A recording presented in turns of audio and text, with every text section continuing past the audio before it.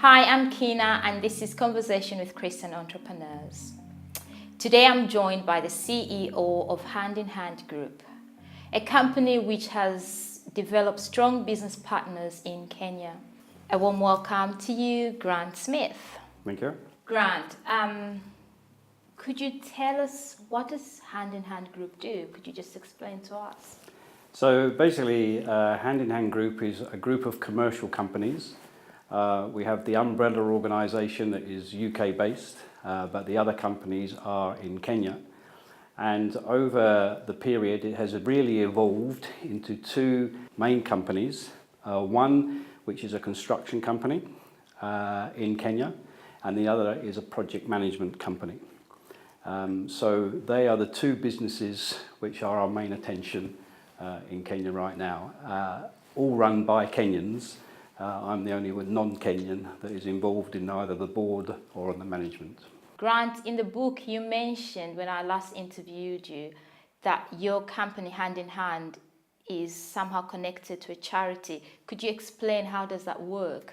Coca-Cola, they started off as a business and then they now have the Coca-Cola Foundation. Okay. We started the other way around. We had a foundation and then we started a business. So Hand in Hand actually commenced in the year 1998 as a charity, as an NGO. And it was a consequence of moving with the charity that I realised that there was a commercial response to poverty, which wasn't just through charity work. So the charity is still run. Sue, my wife, runs the charity here in the UK, and we have a small office in Kenya. And the business, the commercial business, is run by myself. And 40% of the profits from the business go into, in the main, Hand in Hand charity, but it's not exclusive to our own charity. With all the things that you do, the charity and the commercial side, how does your faith get involved in this? Well, for me, I sat and reflected and thought, who am I? That was a question that I asked myself in 1997. Because we automatically recognise that the pastor, the vicar, the priest is called by God to serve the flock. But I'm not a pastor, I'm not a vicar, I'm not a priest. So what has God called me to? And I looked at what I was good at and decided, therefore, that's not an accident. This is what God has made me to be good at. So therefore, how do I contribute to the kingdom in my professional and business life? And so for me, my work is my ministry. What I do every day of the week, what gets me out of bed every day of the week, is the fact that I would consider that in the business, we are serving God and we are maximising what God has equipped me with in order to have an impact on other people's lives. You talked about ministry and seeing your work as an opportunity to advance God's kingdom. Could you just elaborate a bit more? So often what happens with business is purely focused on making money. Yeah. And I am focused on making money, by the way. Because if I didn't make money, then I wouldn't have a business. So there may be other drivers as to why I do business, but it was pointed out to me quite early on that in order to achieve what you want to achieve through business, you have got to make money. So don't get me wrong, I'm not saying my prime focus is to make money, but if we don't make the money, we can't achieve any of our other ideals or goals through the business. And the main reason that we started the business in the first place was back in the year 2000, I was sitting in a slum house in Dagoretti Market. Our charity was sponsoring two of the children in that house to school. And I thought to myself, do these children actually aspire to anything more than this tin shed? And as I thought that through, I thought, can we create jobs that are a little bit better paid? That we can create fairer employment, but do it commercially, not do it through donations. So my purpose in creating the business was to create fairer pay and to create training. Now, why would you do that? You see, I have a feeling that so many business people simply see those that work for them as a tool to create value for themselves. But God made us all one.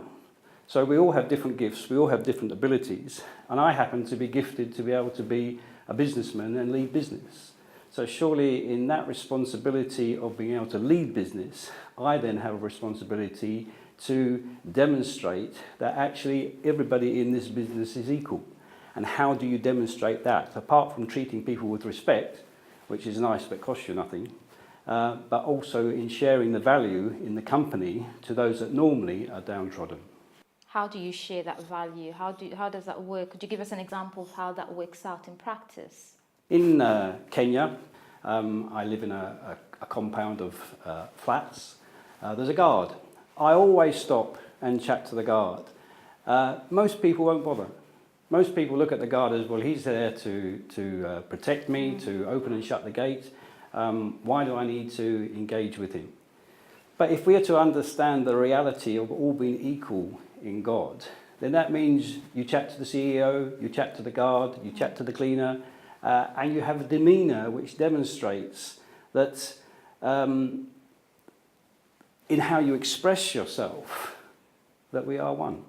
Finally, if there is someone watching out there who's searching, it might be a business person, might be an inspiring entrepreneur, what words of wisdom or what would you like to say to the person watching out there? God, the creator of the world, who has entrusted us with his Spirit, will always be able to take us further than we could ever think or imagine.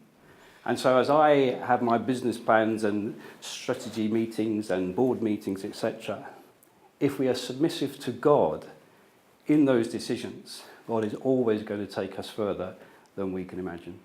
Submissive, when you say submissive to God, someone might say, how do I get submissive to God? What do you mean by being submissive to the Holy Spirit or to God? What does that mean? So let me give you an example of that. My wife and I felt that God had called us to go into business. We could see financial difficulties coming. And therefore I invited a close friend who's a businessman round one evening. And I said to him, look, am I turning my back on trust by turning to the banks to support my business? And we talked that through, and fundamentally the reason that we were in this business was not to create an income for ourselves, but was to create fairer paid employment and apprenticeships. So therefore, if this was God who was driving our business, and if we were in the right place, then God would provide for our business.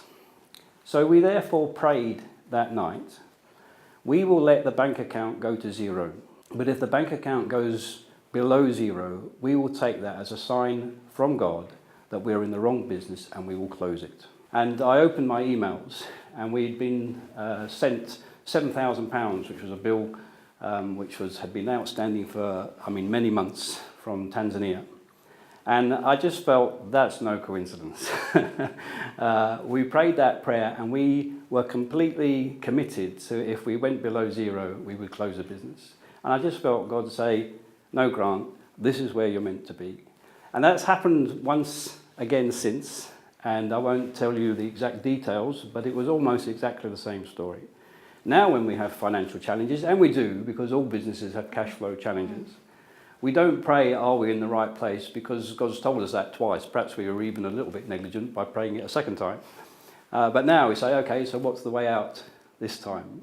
Because we know that we're in the right place. That's what I believe means being submissive to the Holy Spirit in your life, is if the bank account had gone to negative, we would have stopped. Because the business is about what we believe God had called us to. Grant, thank you very much. And may God bless you, bless your family, and the works of your hands to the glory of his kingdom. Thank you for watching. We'll see you next time on Conversation with Christian Entrepreneurs.